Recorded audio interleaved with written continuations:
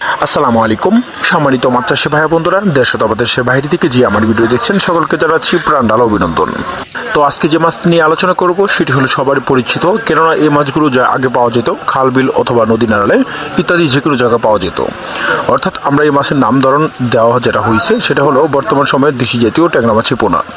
তো দেশি জাতীয় ট্যাংরা মাছের পণ্যের জন্য অবশ্যই আপনাদের লক্ষ্য রাখতে হবে ভালো একটা পুকুর, যে পুকুরে আয়তন বড় অথবা দেখা যায় যে পুকুরে যেন 4 থেকে 5 ঘন্টা অথবা 6 থেকে 7 ঘন্টা রোদের আবহাওয়া পড়তে পারে এমন একটা পুকুর নির্বাচন করতে হবে।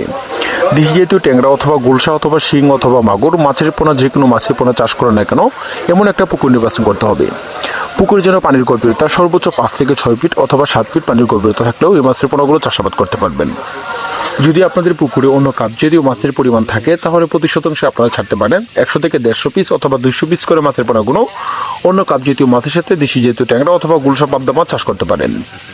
দেশি জাতীয় ট্যাংরা মাছের পোনা একক চাষের ক্ষেত্রে দেখা যাচ্ছে প্রতি শতাংশে যা ছাড়া যায় যে 600 থেকে 700 পিস করে মাছের পোনাগুলো কালচার করা যায়। কেননা এই মাছগুলো হলো আকারত্বতে খুবই ছোট, কেননা এই মাছগুলো বেশি গণপরিবেশ হয় না। তার পাশাপাশি আপনারা জাতীয় মাছ দিতে পারবেন 20 থেকে 25টা পিস করে জাতীয় মাছ দিতে পারবেন তার পাশাপাশি।